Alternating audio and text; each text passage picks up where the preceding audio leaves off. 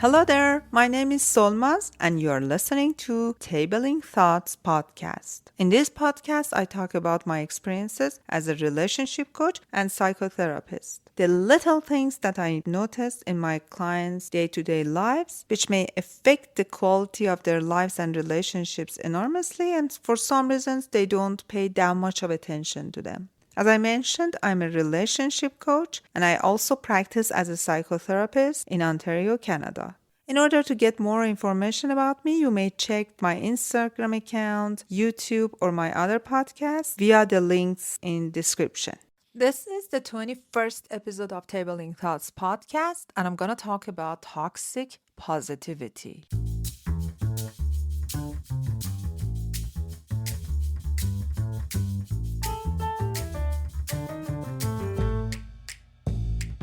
Toxic positivity refers to the overgeneralization of a happy, optimistic state across all situations to the point where it can become detrimental. It involves the belief that people should always maintain a positive mindset, regardless of the circumstances, and often dismisses genius feelings of sadness, frustration, grief, or pain. The mindset can invalidate real emotional experiences and push individuals to suppress negative emotions rather than process them in a healthy way.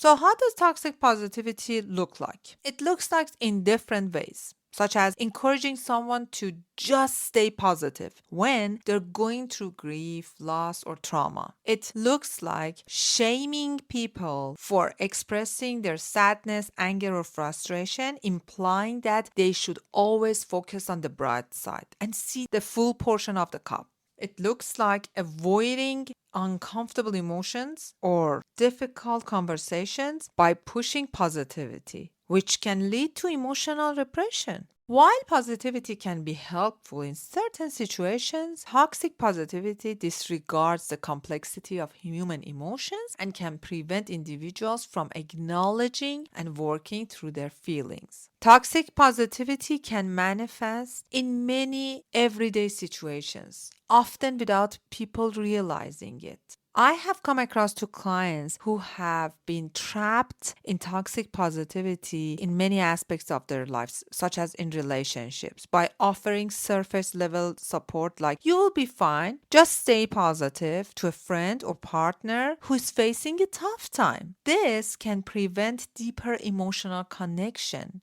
Such toxic positivity could unintentionally dismiss other people's feelings instead of validating their experience. In workplace culture, toxic positivity can show up as pressure to maintain a cheerful attitude, regardless of stress, burnout, or setbacks. Comments like, failure isn't an option, or we just need to stay positive. This kind of comments can dismiss real challenges employees face and discourage vulnerability. I remember in corporation I used to work, there was this kind of myth that, oh, you stay positive regardless to your challenges, just meet your sales target. Those comments were extremely irritating, specifically when an employee was going through tough time. On social media, there are platforms like Instagram or TikTok often perpetuate unrealistic portrayals of constant happiness and success. This creates such a pressure to present an image of perfect positivity even when life isn't going well, and it can make people feel inadequate for experiencing negative emotions.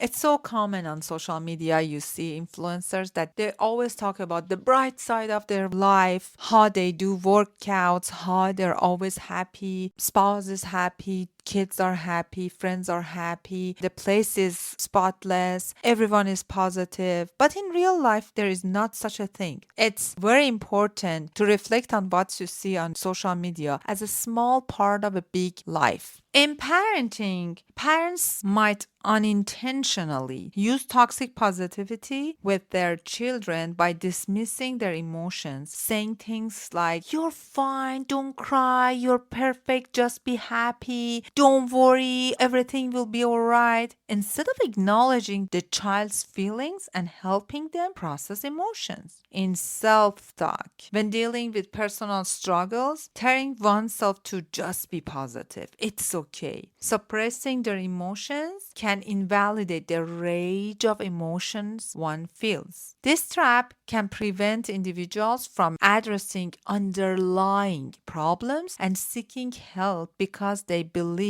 they shouldn't feel anything negative. In grief or trauma, which I think is one of the most bolded areas of toxic positivity, it is specifically harmful when applied to grief or trauma or mental health struggles. Statements like everything happens for a reason, or just look on the bright side, or this shall pass, don't think about it, let's party, let's get out of it, can feel dismissive of those processing deep emotional pain and preventing genuine healing.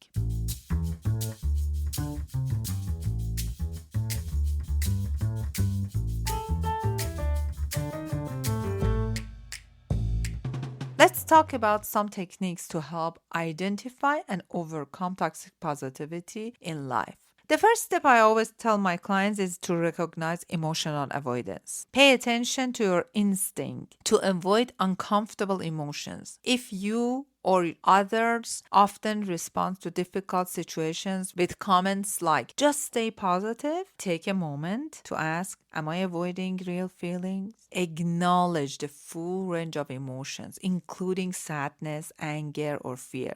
Understanding that these are all valid emotions can help break the cycle of toxic positivity. The second technique is to validate emotions. Instead of jumping to silver linings, practice validating both your own and others' feelings. For instance, instead of saying, don't worry, it could be worse, which is one of the worst statements, I think, try saying, that sounds really tough, and it's okay to feel upset. Validate emotional experiences by saying it's okay to feel this way, or your feelings are valid. This approach fosters emotional honesty and supports mental health. The third technique is to practice emotional honesty. Check in with yourself regularly by asking, how do I really feel? If you notice you are masking your true feelings with forced positivity, give yourself space to process the emotional honesty.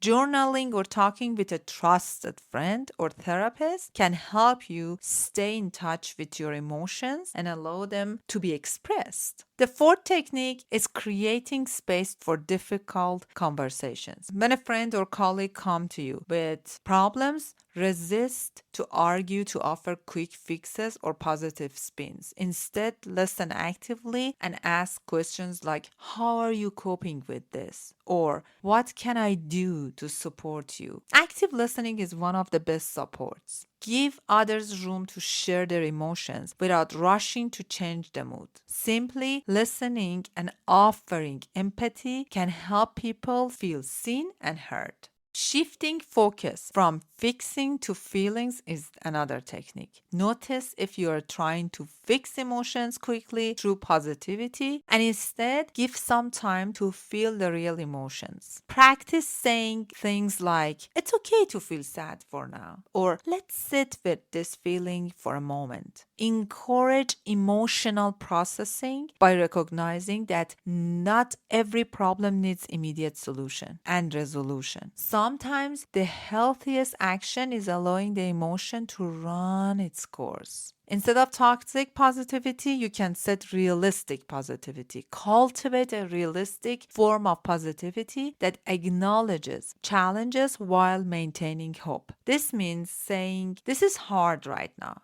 but I know I can find a way through it, rather than denying difficult emotions entirely. Use balanced affirmations such as, I'm allowed to struggle, but I can also work toward finding solutions, rather than suppressing any negativity. Last but not least, reframe positivity. Rather than using positivity to negate negative feelings, use it to support your emotional journey. Reframing might look like saying, "This situation is very difficult, but I'm proud of how I'm handling it," instead of denying the difficulty. Build resilience by reframing in a way that acknowledges both struggles and strength, ensuring positivity is authentic and constructive.